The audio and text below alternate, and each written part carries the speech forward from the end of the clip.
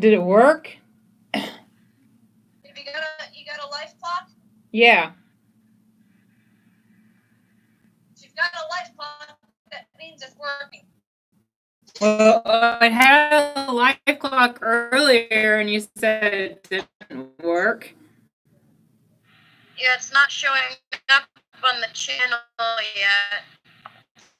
Sorry about that, people. The iPod is very can be very glitchy. It literally has a crack on it.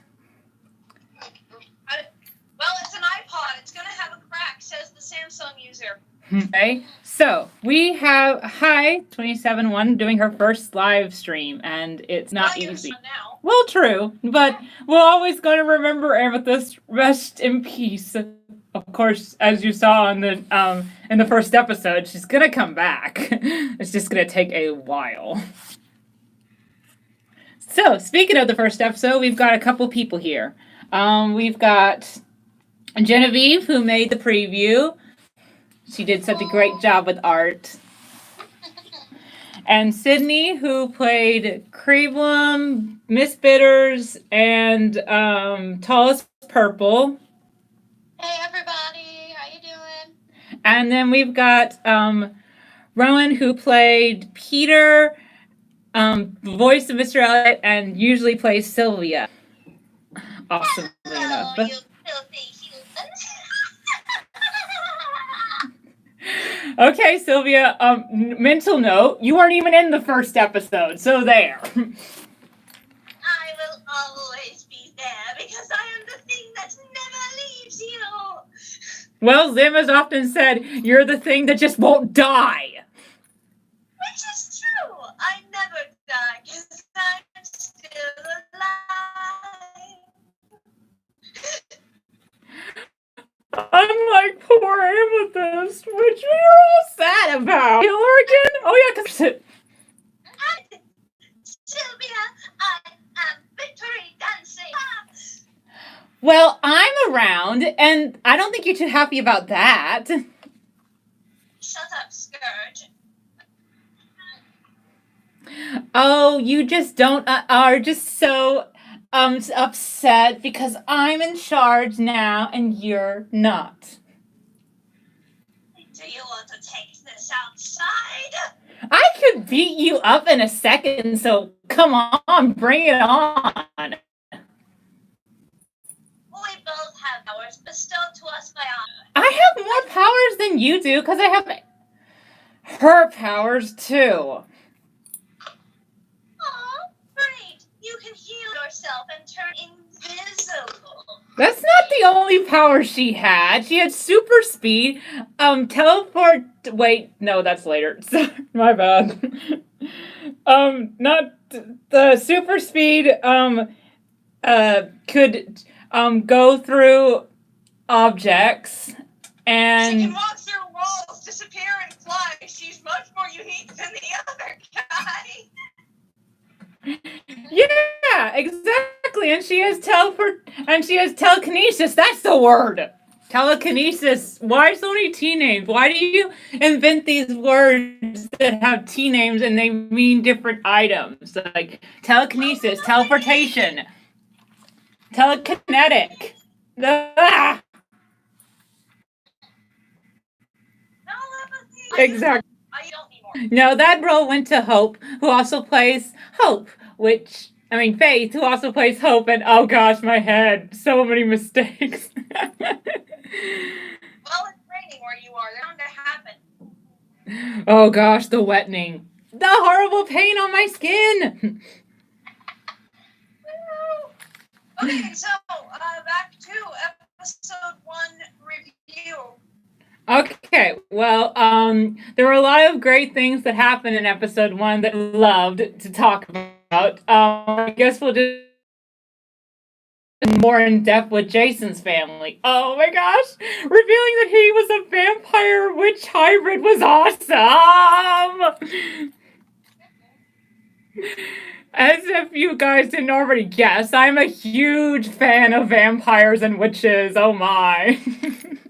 She's a huge fan of everything. But generally vampires. I think they're really hot. No, no, no. I don't like Twilight. I mean, I have all the episodes of all the Twilights, but the idea of vampires sparkling never made me happy because it's just like that's a fairy thing, and fairies are awesome, but vampires are so much more awesome. Dark and broody and devilish, just like my Starscream. Oh, by the way, everyone, if you noticed a change in Hearts and Arrows chapter 21 to Sylvia's voice, that is because her voice is based on Starscream from Transformers Prime now. I know I probably said that in the bloopers, but I wanted to confirm in case people don't listen to the bloopers, because some people don't. I don't know why they wouldn't want to listen to the bloopers. They're always so hilarious. I usually listen whenever I listen to the episodes while I'm driving. I will just listen to the whole thing, not just stop at the bloopers. I especially, I forgot to mention, love the new title sequence. Huge fan of Supernatural. Actually, favorite show. That's real people. Can you please send me the link to that song that you used for the title sequence? Because I loved it and I haven't been able to find it. Sure, I'll send you the link when I find it again. But yeah, that version of Carry My Wayward Son is different from the original version that we all know because that version was sung on the 200th episode of Supernatural when they had the musical episode. One of my particular favorite episodes. Loved it when Sam just went off on Dean saying how there was a Dean and Castiel pairing and he kept on making fun of the name. And he just like, you shut up. Okay. Back to episode reviewing, Jennifer. Sorry.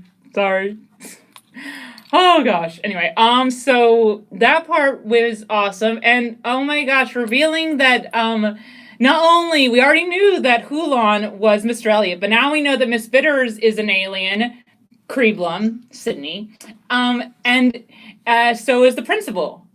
I actually have to say that the idea of making them aliens was actually a brilliant idea. That was Rowan's idea. Yeah, that was back when I first came on, which was 4 years ago. Actually, it'll be 4 years this December. And when I first came on, I noticed there was a distinct. I just loved My Teacher's an Alien book series very much, and I wanted to cross it over with her series so badly. So I came up with those ideas, and I think it actually fits. For those of you who know My Teacher's an Alien, for those of you who don't know it, you don't really have to understand it in order to get our series. We do explain a little bit of exposition. I am losing my words today too, but yes. I think that that what made the most sense was the fact that Miss Bitters was an alien because on the show she's like a snake-like thing, and she gets smaller, she gets bigger, she gets just so scary. She is not human. It was so obvious. And plus there was tons of times in the show when she said she was just like, I was a fairy princess once too. Or, yeah. Whenever she's at the line now, all I picture her as being dressed as Star versus the Forces of, Star Butterfly from Star versus the Forces of Evil in her Mewberry form. So Sydney, what was it like playing, Miss Bitters? Well, to be fully honest, when I first auditioned for Miss Bitters in my audition video, it did hurt my voice a little bit, but then I figured out a way to make it so it hurt less. But after that first step, after doing the recording for Miss Bitters, my throat did feel kind of sore. I think you had a bit more fun with Creeblum. I think your Creeblum voice was really, sophisticated, which was important. Yeah, when I created the Creeblum voice, because, I did most of the work on My Teacher's an Alien characters before Sydney came on, I wanted her to really sound like Pearl from Steven Universe, and Sydney portrays that absolutely perfectly. Yes, all Steven Universe is a very good show, and that hopefully will have a lot of impact on the future characters that are coming up, too. And I like the way that I designed the principal, because when we first saw the principal in Invader Zim, all we saw was a black outline kind of thing. But I got to actually make him African American, and I was happy about that because of the fact that there's not a lot done in the original Invader Zim series. I mean, literally, there's only the letter M that's black, and it's just like, well, that didn't seem very fair. That is one of the reasons why I made Jason's family be mixed.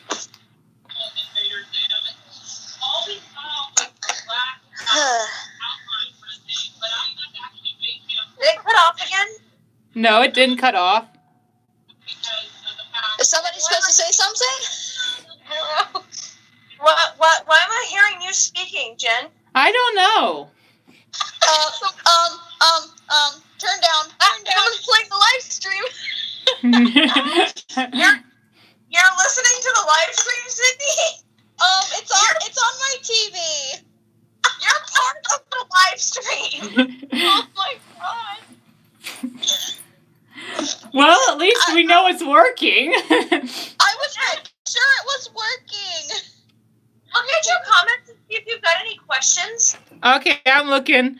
I have like 2 people, 2 likes, but I don't know how to look at them. Oh, you know what? Hang on. I can pull it up on a different device and look at your question chat head for you. Okay, Just a cool. minute. Also, I think that another thing that definitely needs to be addressed before we move on too much. Gosh, what was it? Oh, right. No one brought it up, but I really love the fact that I made the name of the beaver Daggett. We were freaking referencing angry beavers, and no one pointed it out. I didn't even hear that part. I don't even remember that. Well, His name was Daggett? yeah, we called it. He said, you remember, you see, Daggett, I apologized to her. Now get off my back. And I did that on purpose because Richard Horvitz, one of his first roles was in The Angry Beavers as Daggett, and I love that show. Yeah. Looks like everyone is just saying hi and hello.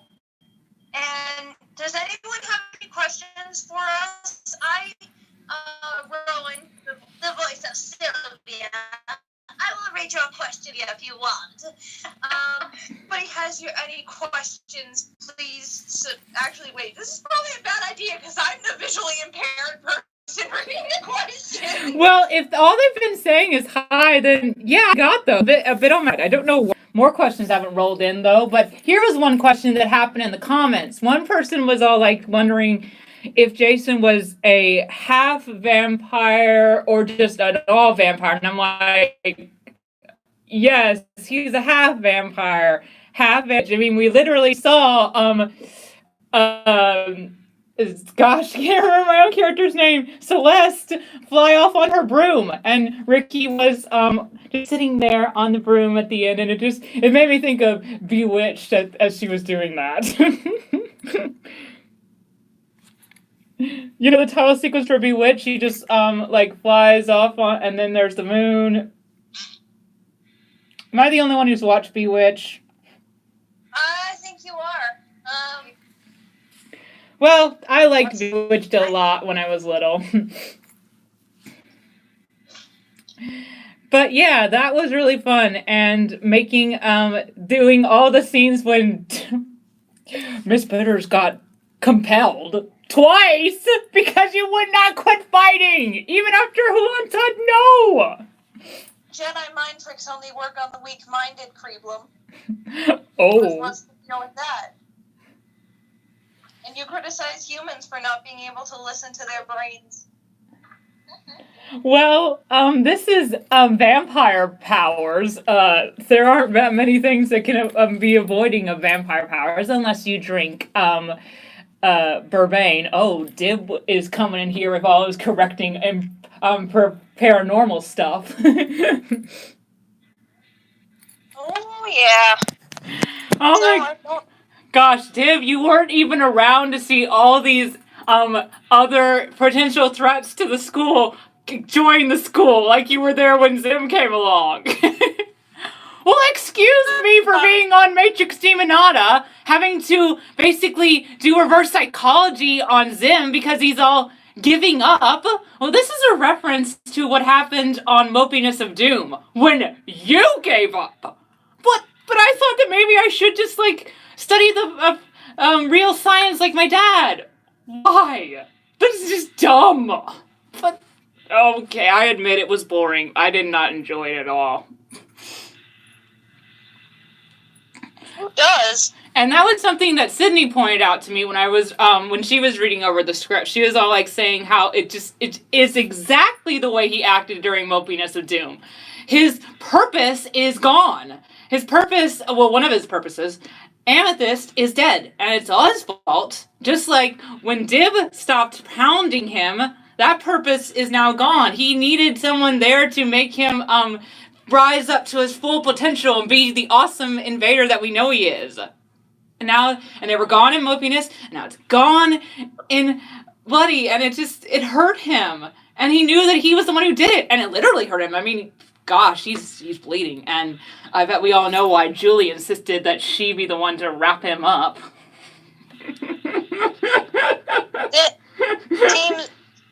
Team Zuli for life, right? Oh, yeah. Team Zuli. I love it. I love that ship name. Oh, it's perfect ship name. Oh, no, it's not that. I was the only one qualified enough. Nobody else knows our DNA. I'm stuttering, aren't I? Julie's voice message from Sylvia. Hi, Julie, it's Sylvia. If you're planning on falling in love with Zim, don't. He'll only break your heart.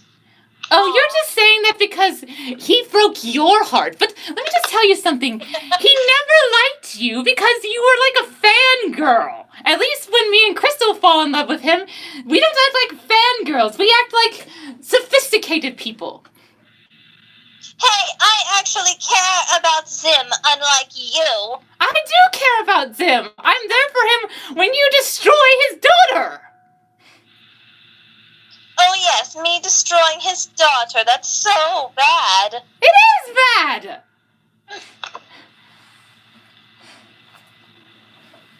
And I feel so sorry. No, I don't. You just wait. When we catch up to you guys, I'm gonna stab you right in the back. No, I shall let Zim do it because he will enjoy it more. Oh, giving your boyfriend that honor? Aww.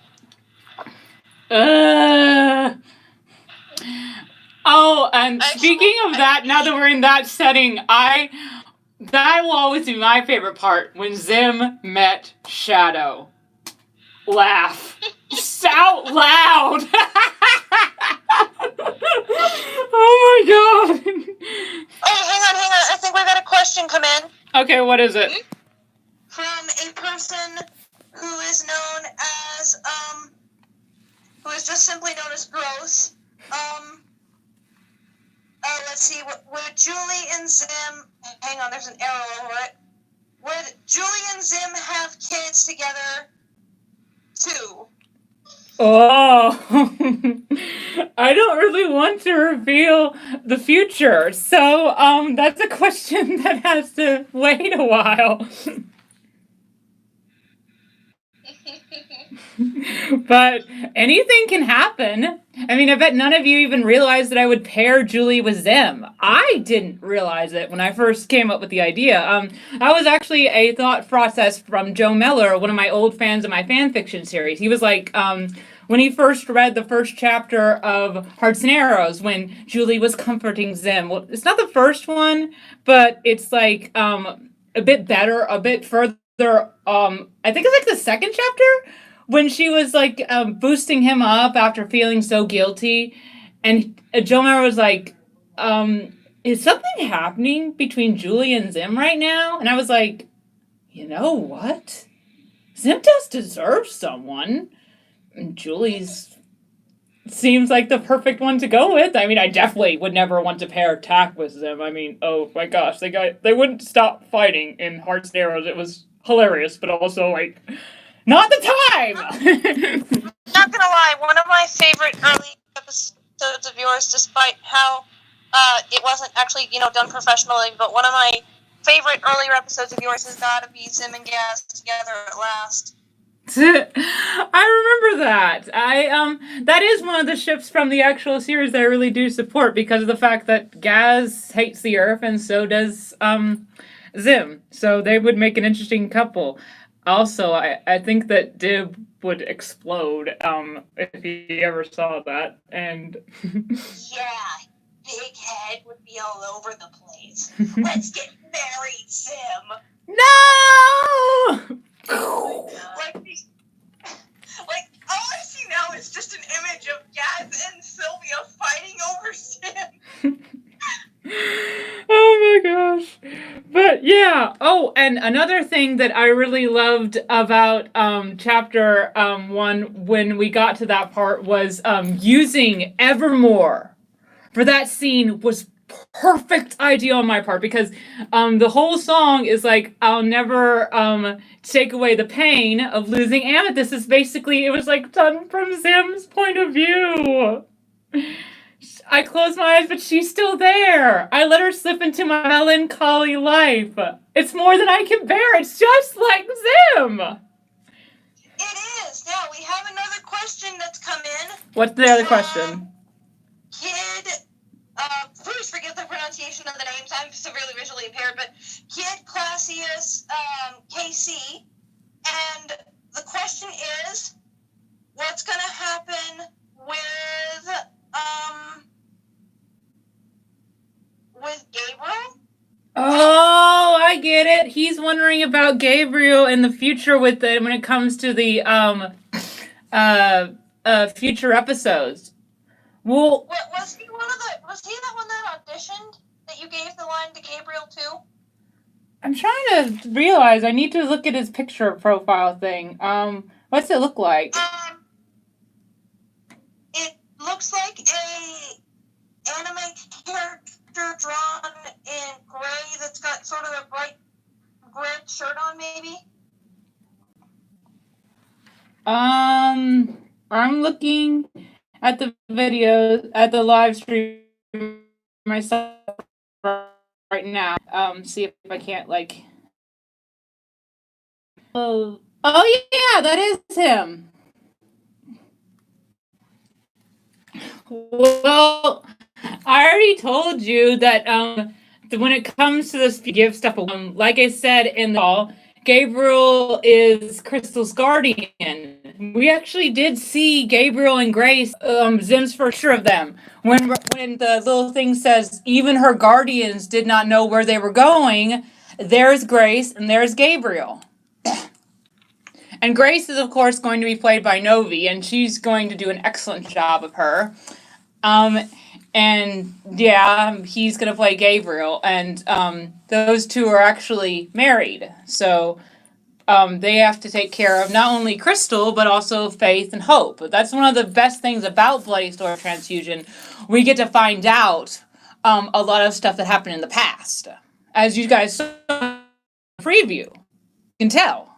I mean, like, there was revealings of past with Chris' parents, past Doom, and Alex, and Hulon, and all kinds of stuff that you guys didn't know before, and that's what I literally like about it. The thing that I really liked was later on they were like, son is Crystal's brother? How did that happen? I had that question from a recent.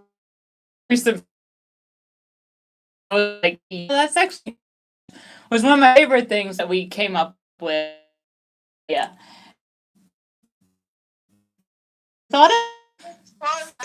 And I think that Scooge had a really good moment singing the Highway to Hell song, but I loved him defending Amethyst the whole time, even though in the bloopers he was still kind of scared, but he'd be scared of music and Doom at that. But the idea of him being Miyamoto's son is awesome. I've been wanting to tell you guys for this. When I went called liked called the Doom Ball. It made me laugh because it made me do. Oh my gosh! Genevieve, you live in.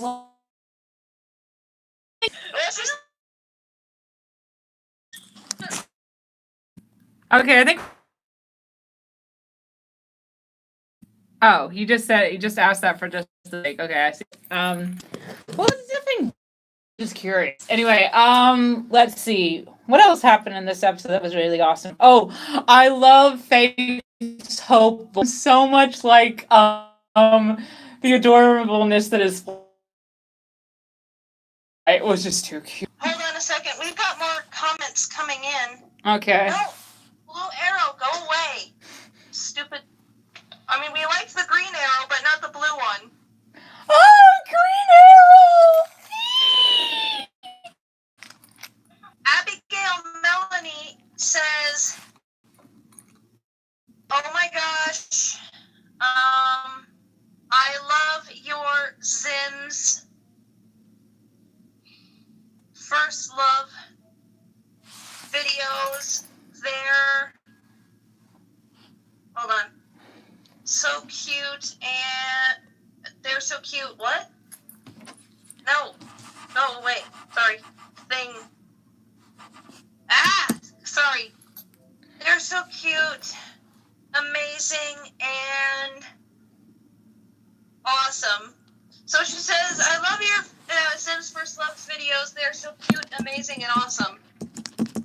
That's good. That's sweet of her to say. I'm actually going to try and get on the internet on the computer on school, see if I can't bring up the comments too, because I don't want to strain your eyes, Rowan.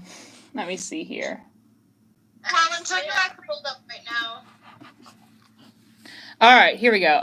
Download Chrome. Yes, I know I can't download the Chrome, but I'm just going to go. No, wrong thing. I hate using my Mac computers. They are so harder to use. Okay, let me see if I can't just go to YouTube. No, I don't want the webcam part. I just want to be in YouTube. Work, darn you. Okay, here I am. I am at YouTube now, and then I go to my home stuff. Jennifer, Sydney has it. Wait, Sydney, is it you that had it pulled up? Not me. I have it pulled up. Oh, sorry, Genevieve. Yours and Sydney's voices sound similar. They do, actually. That was one of the problems I was having with it. Okay, well, let another thing that we should definitely point out that was really awesome in the first episode was I liked having how Will was the one who had to point out the fact that it's Shadow and people should trust him because it makes the most sense that hello, I have a thing for Rachel, so of course I'm going to be the one who points it out. You what? No, Shadow, stop! Calm down. Oh, when Shadow finds out. You're dating my older sister. I love you, Dad. What? Oh well. Yeah. You act much better than Zim does. You what? I'm trying to set an example. Well, of course. By the way, my Shadow imitation is probably crap because I don't do Shadow. Well, no one can do Shadow better than the voice of Zim and Shadow and Doom and Raph, which is my boyfriend. And it makes. Why isn't he on this live stream? He needs to be on a live stream at some point. Well, he's at work for one thing, I think, and so yeah, that's probably why. Yeah, I was wondering the same thing. I was just like, hey, I wonder why he isn't here. He gets very busy a lot of times.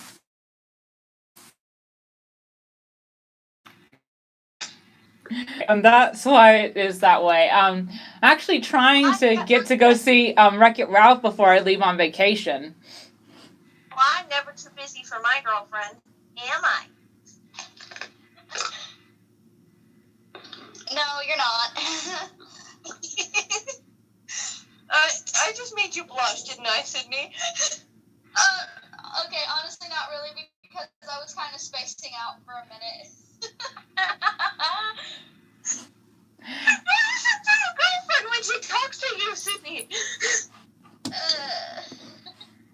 All right, so I think that oh yes, we need to point out that Peter is also from My Teacher's an Alien. He's so the whole plan that Krepta came up with that they're referencing in the first episode, that actually happened in the My Teacher's an Alien books.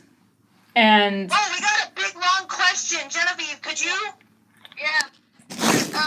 Kid Classic KC says, also, could you hit us with more of that conversation between Sylvia and Julie, please?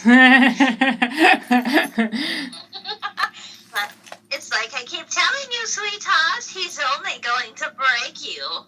Oh, like he broke you?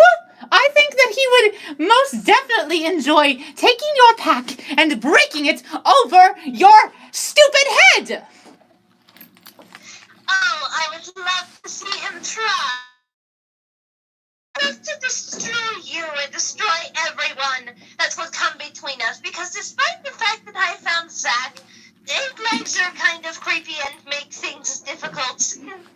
Okay, he has 6 legs. Can you not even count? This is exactly why Zim does not like you. You're dumb. I'm not dumb, you're tiny. I'm taller than you. I already saw that. No, you're not. Yes, I am, and I'm older than you too. Victoria, get my heels! Okay, I could literally turn to anything I like and become taller than you, so heels would not work. Oh, yes, because Julie is so wonderful. Julie's so smart. Julie's so special. Julie! Oh, that sounds so awesome, actually. Thank you. It's just the fact that you're so annoyed by me proves that you are jealous. Of course, this has nothing to do with Jelly! You know, when Zim says that, it's funny, but when you say it, it's just sad.